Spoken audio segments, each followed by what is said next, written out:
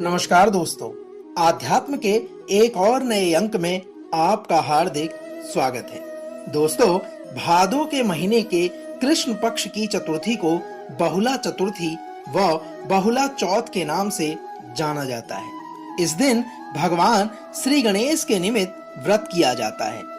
वर्ष की प्रमुख 4 चतुर्थी में यह भी सर्वश्रेष्ठ है। कहा जाता है इस दिन व्रत रखकर माताएं अपने पुत्रों की रक्षा हेतु कामना करती है। बहुला चतुर्थी के दिन गेहूं एवं चावल से निर्मित वस्तुएं भोजन में ग्रहण करना वर्जित है। गाय तथा शेर की मिट्टी की प्रतिमा बनाकर पूजन करने का विधान प्रचलित है। साथियों, शास्त्रों के अनुसार इस दिन चंद्रमा के उदय होने तक बहुला चतुर्थी का व्रत करने का बहुत ही महत्व है। इस बार बहुला चौथ अर्थात बहुला चतुर्थी रविवार 3 सितंबर 2023 को पड़ रही है। आइए जानते हैं बहुला चौथ के व्रत विधि के बारे में।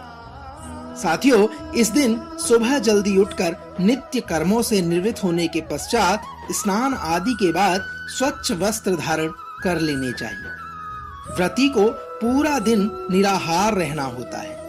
संध्या के समय में गाय माता तथा उसके बछड़े की पूजा की जाती है।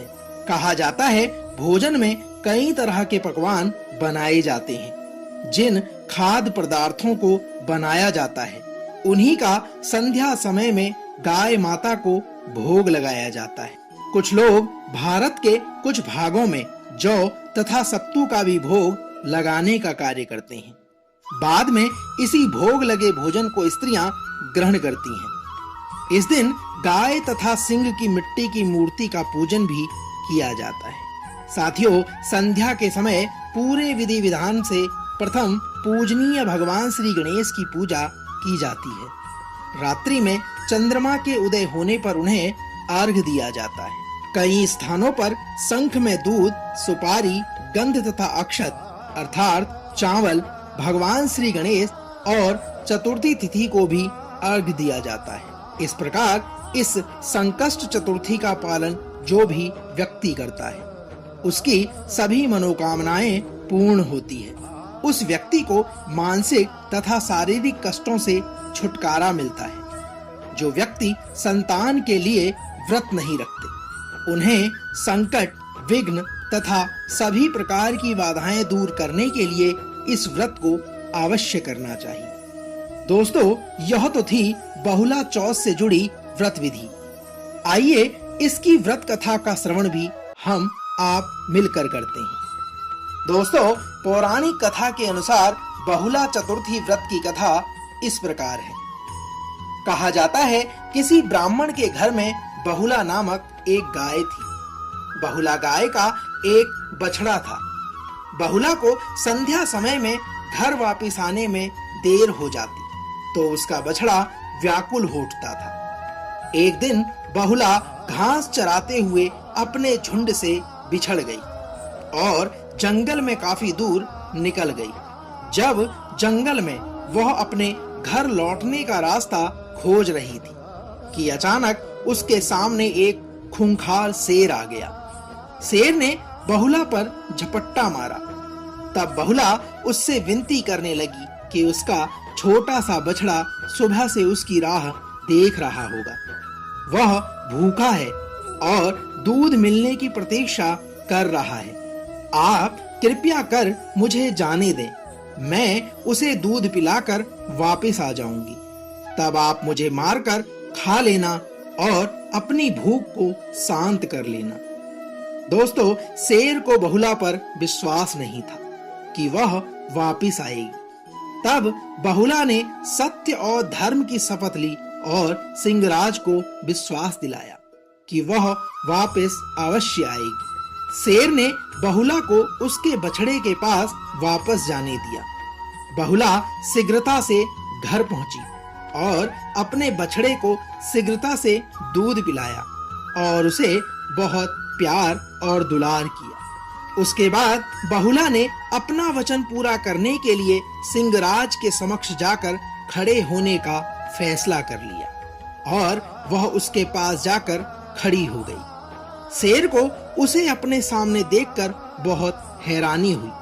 बहुला के वचन के सामने शेर ने उसे अपना मस्तक झुकाया और खुशी से बहुला को वापस घर जाने दिया।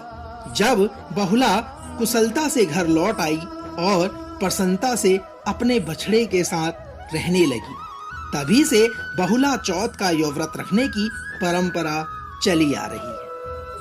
दोस्तों, इससे जुड़े हुए अलग-अलग अन्य प्रसंग भी हैं। आइए इसी से जुड़े एक अन्य प्रसंग का वर्णन हम आपसे करते हैं। कहा जाता है, एक अन्य कथा के अनुसार व्रज में कामधेनु के कुल की एक गाय बहुला थी। यह नंद कुल की सभी गायों में सर्वश्रेष्ठ गाय थी। एक बार भगवान श्री कृष्ण ने बहुला की परीक्षा लेने की सोची।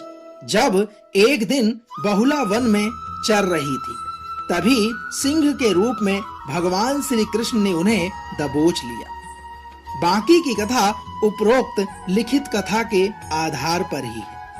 कहा जाता है, बाद में कृष्ण भगवान ने कहा कि बहुला, तुम्हारे प्रभाव और सत्य के कारण कलयुग में घर घर में तुम्हारा पूजन किया जाएगा। इसलिए आज भी गायों की पूजा की जाती है और वह गौमाता के नाम से पुकारी जाती है। दोस्तों, ज्योतिष विदों के अनुसार इस प्रकार बहुला चतुर्थी व्रत के पालन से सभी मनोकामनाएं पूर्ण होती हैं। साथ ही व्रत करने वाले मनुष्य के व्यवहारिक व मानसिक जीवन से जुड़े सभी संकट दूर हो जाते हैं। कहा जाता है, यह व्रत संतान दाता तथा धन बढ़ाने वाला और मनुष्य को ऐश्वर्य प्रदान करने वाला है। दोस्तों, तो यह तो थी बहुला चौथ से जुड़ी अर्थात बहुला चतुर्थी व्रत कथा का विवरण और उसका सार। हम आशा करते हैं कि भगवान श्री कृष्ण आपके परिवार में धन, धान्य, ऐश्वर्य की वृद्धि करें। कल एक और नए अंक के साथ फिर आपसे होगी मुलाकात। तब तक जय श्री कृष्ण, राधे राधे।